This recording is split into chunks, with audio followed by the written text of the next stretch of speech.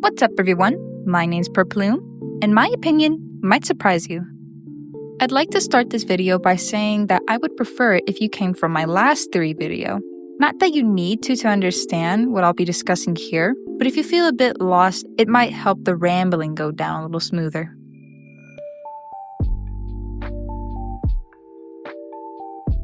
Now that we've got that all out of the way, let me give you a quick summary of what my theory is. I believe Wally lives somewhere between our worlds. It is here where Wally replied to all the asks in the guest book, where Wally doodles away at the screen, and where Wally makes his phone calls. The void. A dreamscape and a bridge between our worlds. Kinda like...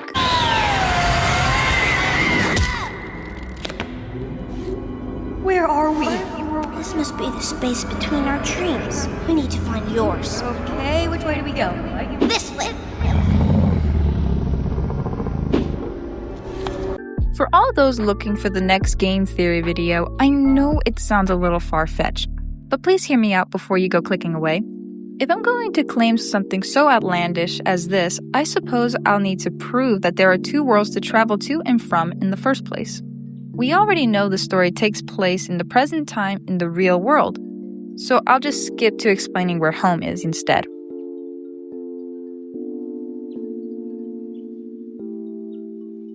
Welcome Home takes place in a little neighborhood named Home, in what we can safely assume is the US. We know the show takes place in a real-life location. I'm not sure where, but I have a hunch it might be on an island. Don't dig too deep into it. The show takes place in the 1960s, meaning that Wally talks to us, or makes any form of communication for that matter, through time, right? Well, sorry to burst your bubble, but this video isn't called My Darling Puppet's a Time Traveler. I, unfortunately, don't have enough information to string along a conclusion like that, so I'll tell you all my theories on Home and how this whole time thing works exactly. The show aired and canceled from the year 1969 to 1970. Wally and the rest of his neighbors were abandoned, trapped in a deep sleep after losing all its viewers. That is, until Home, and by extension Wally, was woken up by the restoration team. Wally could suddenly feel his audience's presence again, and that there was a group of people trying to restore the lost show. I believe Wally is talking to us through another plane of existence. This place he is in currently is far, far apart from where and when the show took place. This place being...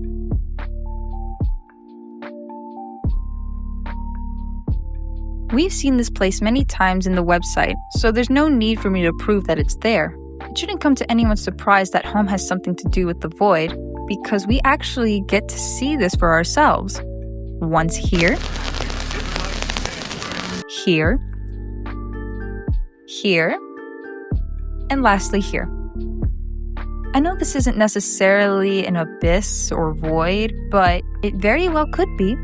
Or it is just a portal, but we'll get to that in a second. Now, why would I assume this was all going down in Wally's house? That chair didn't seem to be anywhere. For all we know, it could have been in Julie's house. The reason why I believe the void is in the one and only Home is because every time we see it, there is always one thing in common: the undeniable sound of Home's heartbeat.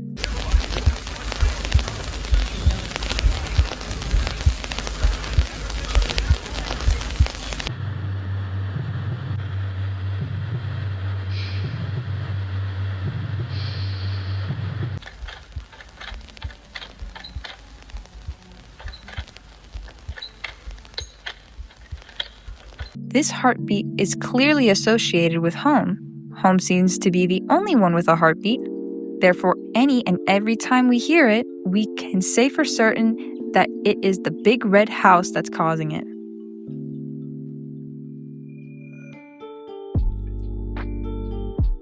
Without any context, it may seem a little far-fetched to assume that the void is some sort of dreamscape. Who's to say that this isn't Home during a blackout? Me. That would be me. In the clip I showed you earlier, Eddie is transported to this dark and eerie version of Home in an instant. We know Eddie is still at the party in home because Eddie hasn't moved from his chair.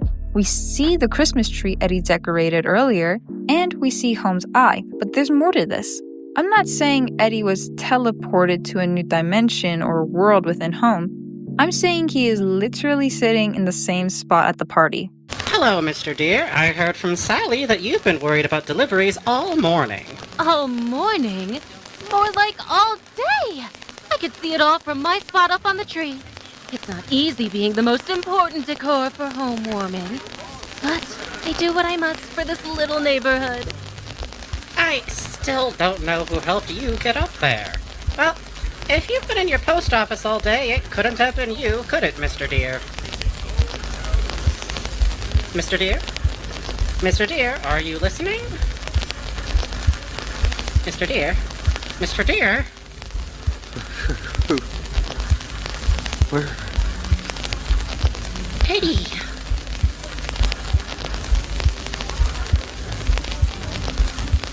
Eddie, are you there? Why aren't you answering? Eddie!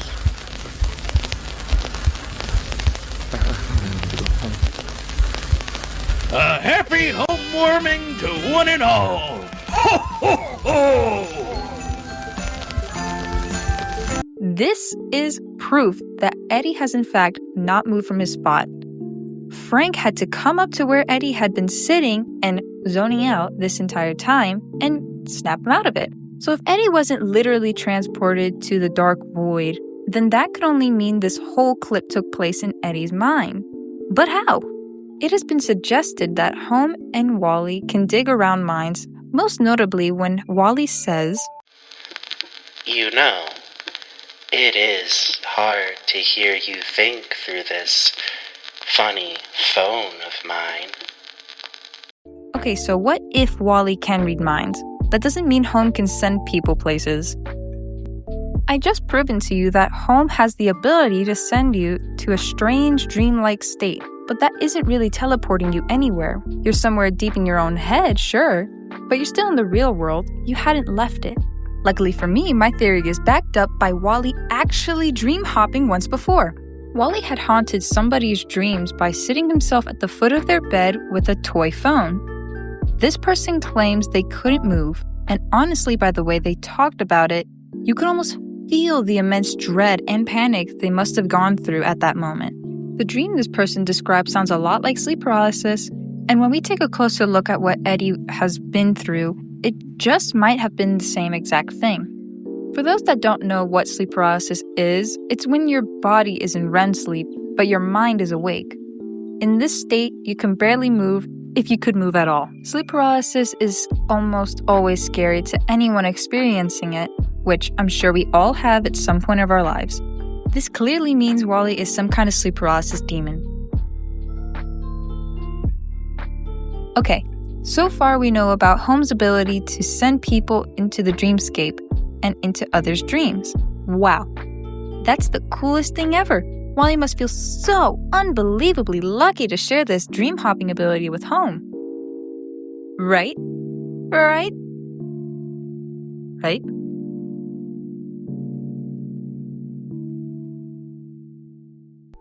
The more I dug into where Wally is at currently, the more I noticed a few common themes. First of all, he is always talking to us from within Home. Second of all, he is always alone with Home. And third of all, he is always talking to us from the void. But Bloom, how do you know he's talking from the void when there isn't any visual indication of so? Fair question, and it deserves a fair answer. Wally could just be talking from Home, lights on and everything. I don't know if Home is always in the void, but I think it's safe to assume so. For one, in the new Ring Ring audio, we are taken to this page. Now, it's a given that this is where Wally is. If not, then what else could this chair mean? But even if he is, for some reason, not there with the chair, later in the same audio, he says, You. Are you in the dark? Are we in trouble? which suggests he's in the dark. And of course, we have this. What all these things have in common is that they take place in home. They are all accompanied by his heartbeat, so it isn't really a big jump to make on that. Wally isn't just chilling in his house, he is trapped in it, and the loneliness is taking its toll. Wally Darling, the friendliest neighbor of all, is alone. The way he speaks about his neighbors carries the nostalgia and longing he feels for them. But they're literally his neighbors. All he has to do is take a step outside, touch some grass, and go visit them. It's that simple. Unless it's not. Back in the guest book, Wally would always ask the person writing to him if they were one of his neighbors, if that person just so happened to share the same name. There is always a sense of hope and urgency whenever he asks this. But when he realizes that this is, in fact, not his neighbor speaking, he gets disappointed. I can take away two things from this. He hasn't been able to make any contact with his friends in ages, and he has no clue where they are. Let's look closer at that last part. He doesn't know where his friends are. In the new Ring Ring audio, Wally says this. When I found you again, everything was not where I left it. Everything on the outside of home keeps changing, leaving poor little Wally confused and even frustrated. But what is on the outside of home? How come he knew that for a long time we weren't here? It's safe to assume here means watching him through the screen. Because in that case, it would be true. While the website was down, we had to wait an eternity to hear from him again. When we finally do, however, we are in full spring with the Julie Joyful. Like Wally said, it was home warming. Now it's not.